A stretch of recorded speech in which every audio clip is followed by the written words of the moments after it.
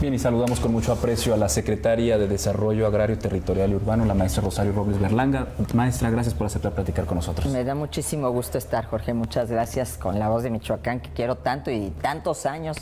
Yo creo que hay muchas entrevistas mías en La Voz de Michoacán de muchas décadas, pero ya no hay que decir. Claro que sí, maestra. Maestra, visita Michoacán, la región de Zamora, en donde encabeza una actividad muy importante, sobre todo para esta región en donde le están apostando mucho al tema del desarrollo urbano, al desarrollo territorial. Platíquenos un poquito del trabajo que se está desplegando en general Michoacán en este tema. Bueno, afortunadamente hemos tenido mucho eco en el gobierno del estado. Yo creo que el gobernador Silvano Aureoles es uno de los que más ha tomado este tema de desarrollo urbano, de reordenamiento territorial, ha creado una secretaría con toda esta perspectiva, se ha planteado el tema metropolitano como algo muy importante y hemos trabajado desde el principio con él, con ONU Hábitat, tenemos el índice de ciudades prósperas de varias de las ciudades de Michoacán.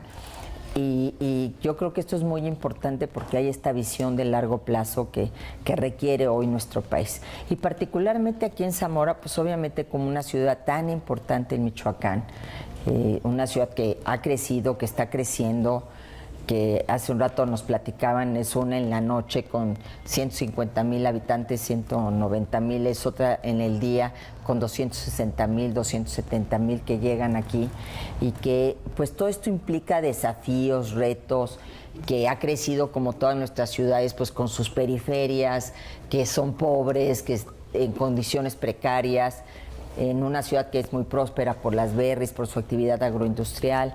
Entonces, toda la visión de desarrollo urbano es una visión que se ha venido ya concretando aquí.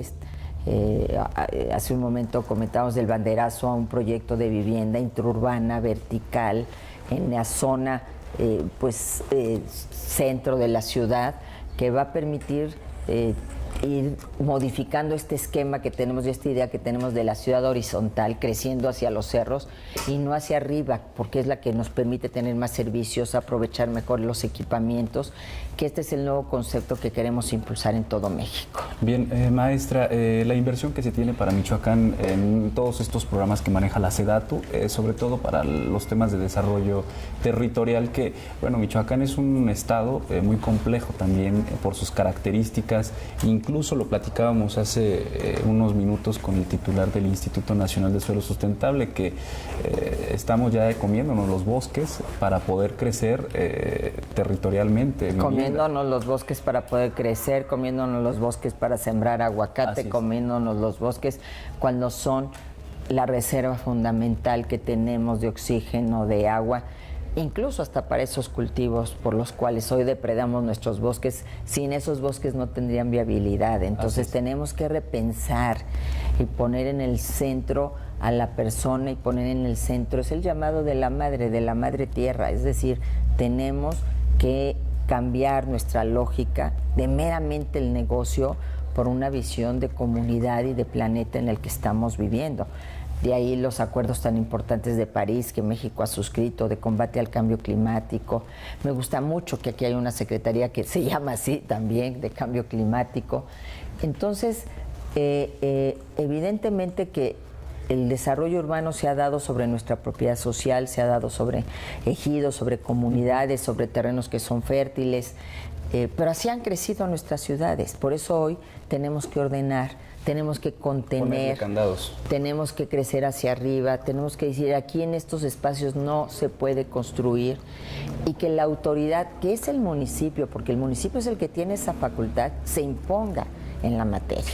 La nueva ley de asentamientos humanos que se aprobó en el Congreso prevé la transformación de la Procuraduría Agraria en una Procuraduría Agraria y de Ordenamiento Territorial, de tal manera que también, como la Profepa, yo municipio estoy autorizando un desarrollo en la punta del cerro donde no hay ni servicios ni nada, te lo voy a clausurar, aun cuando tú como municipio tengas esas facultades.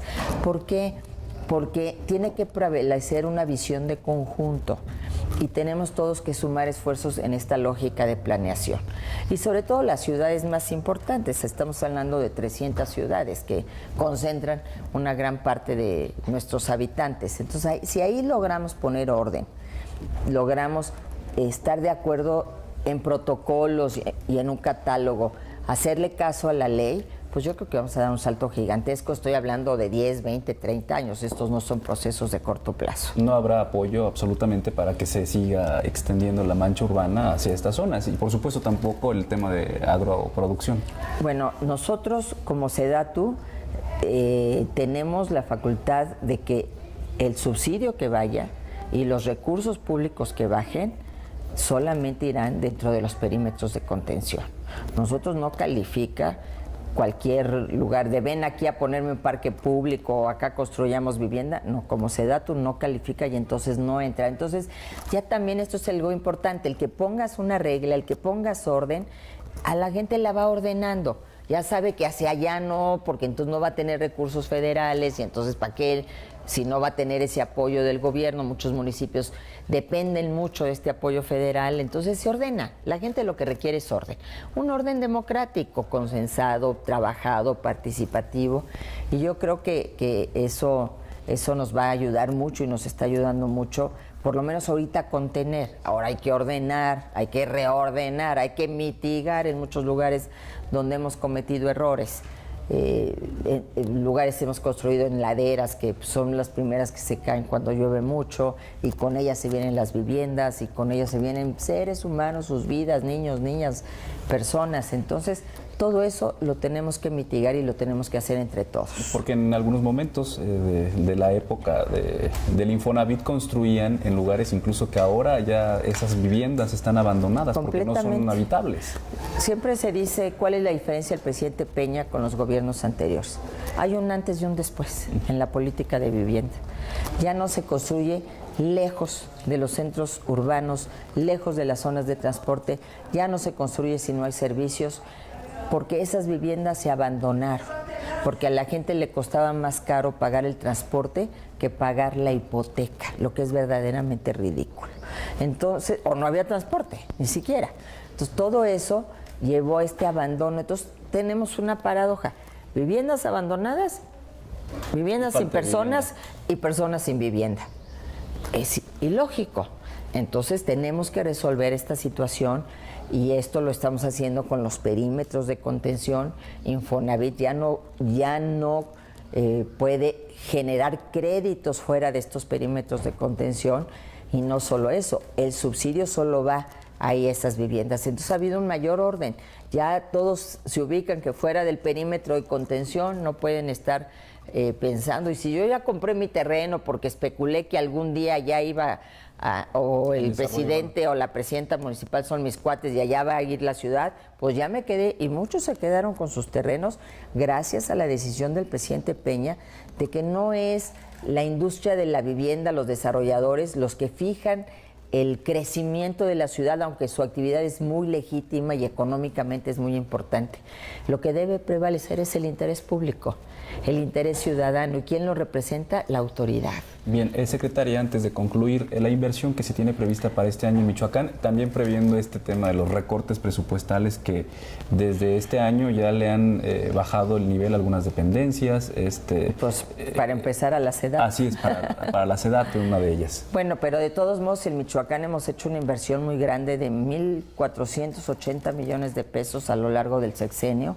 Y el compromiso que ha habido de SEDATU es que a pesar del recorte presupuestal vamos a tener el mismo número de acciones de vivienda y vamos a seguir trabajando en todo este proyecto de rescate de espacios públicos.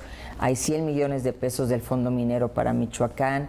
Estamos trabajando en la escrituración de un número importante de zonas irregulares. En fin, muchas actividades que implican recursos. Lo importante es que nosotros, ¿qué hicimos como Secretaría?